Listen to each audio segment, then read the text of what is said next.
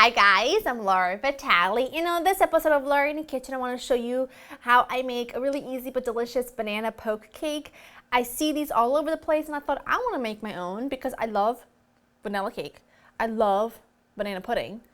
And I thought, oh, well, all of them together is probably really amazing. And it is. So I'm going to show you how to make it today. Really easy, really simple, but you're going to love it. Let's start with the cake. I'm going to use, this is some cake mix that I make, and if you have watched a video on how to make your own vanilla cake mix to keep on hand, then you should always keep some on hand because it's so easy.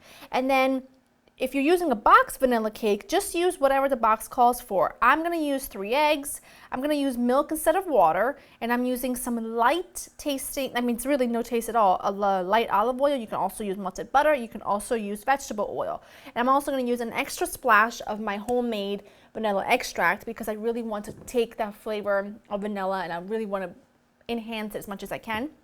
So if you're using a box cake, just make it as the directions call for on the box cake, which is usually 3 eggs, a cup of either milk or water, and then a 1/3 cup of either oil or butter. You do you. I've got my oven preheated to 350. I've got a glass 9 by 13, and I'm using glass because I'm going to store the cake in here. I'm going to serve it in here, so I want it to look nice, and I sprayed it with some nonstick spray. I'm going to make the cake really fast, just with a whisk, because I don't need to do anything special. If you haven't seen, I actually did these videos a couple of years ago on how to make your very own vanilla cake mix, chocolate cake mix, brownie mix, and even like vanilla pudding mix. I make all of those and I always keep them on hand because that way you don't have to buy a store-bought. And should you need it in a pickle, put a cake together, it's something you can feel good about because you know exactly what went in it, and it's pretty phenomenal if I do say so myself. I'm just going to whisk all of this until well combined and then pour it in my prepared pan. That's gorgeous. What I'm going to do now is I'm going to pour it in my prepared pan, and like I said, my oven's preheated to 350, and I'm just going to pour this in, pop it into the oven, and bake it for about a half an hour.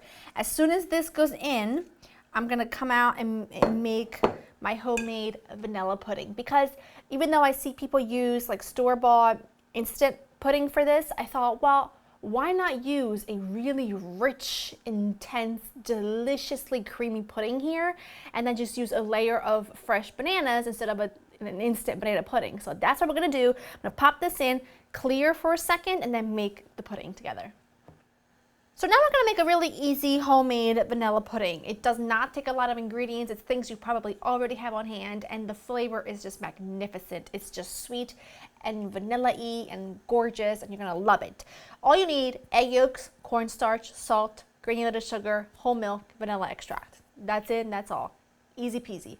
I've got my whole milk in a saucepan coming up to a simmer, not a boil, but a simmer. So while that happens, in this large bowl, I'm going to whisk together my salt, cornstarch, egg yolks, and sugar with a handheld electric whisk. It's going to seem really thick at first, but just give it time. And then once the milk is to a simmer, then we're going to start incorporating everything, and I'll show you what to do when we get there. That is exactly what I want. So now I'm just going to add a little bit of milk. This is just to temper the eggs so that when I add this whole thing back into the pot, then my egg yolks will not scramble. So I'm just going to add about a cup or so of the milk. Switch that. You have to kind of move a little bit quick because I don't want the eggs to sit. And I'm going to add all of this now into my saucepan. I apologize that I'm using my left hand. I can't help it because I am so right hand dominant that I just need my right hand. So now what I'm going to do is I'm going to cook this on low for about 7 to 8 minutes, and it will thicken really beautifully, and I will show you what it looks like when it's there. That looks perfect. I'm going to add a really good splash of my homemade vanilla extract. If you don't have vanilla extract that you make yourself, which I have a video on, by the way, and I make it every winter. I make big bottles of it, as you can see, and it lasts me all year, if not longer.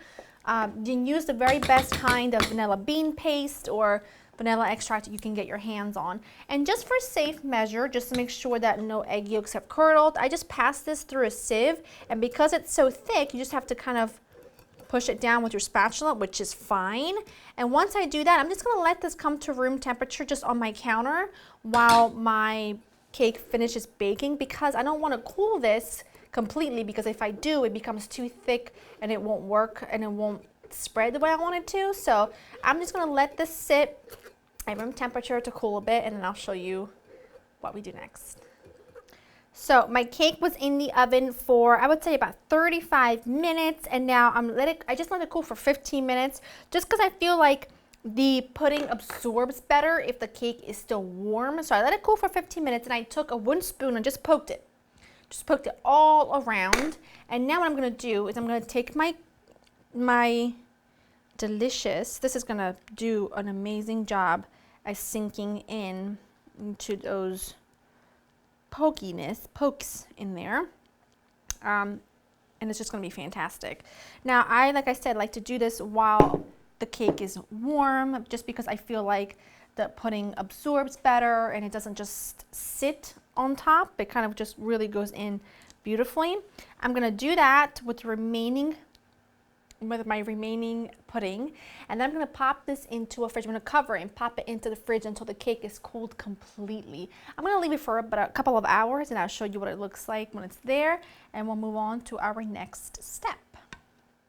All right, so my cake was in the fridge for a couple of hours. I've got sliced bananas, and I'm gonna make a quick whipped cream. I've got heavy cream, powdered sugar, and I'm gonna add a little bit of vanilla extract, and I'm just gonna whisk it with my handheld hello there. Chin chin. I'm just gonna whisk it with my handheld electric whisk until it develops about stiff peaks. All right, all I've done is I've just made a layer of bananas onto the cake. I'm gonna take my sweet, delicious whipped cream, pop that on there. This is gonna be so good. If you like banana pudding, then this is gonna be your new favorite cake.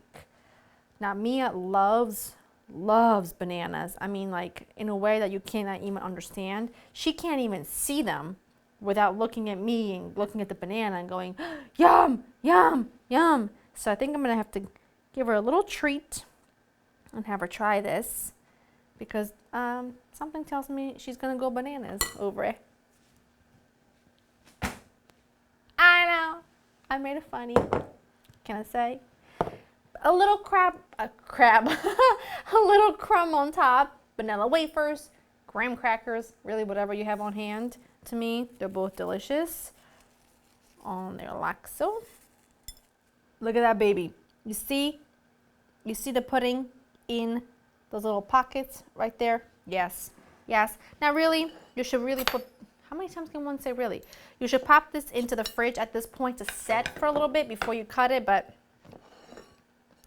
I'm done. I'm impatient. I waited like hours for this.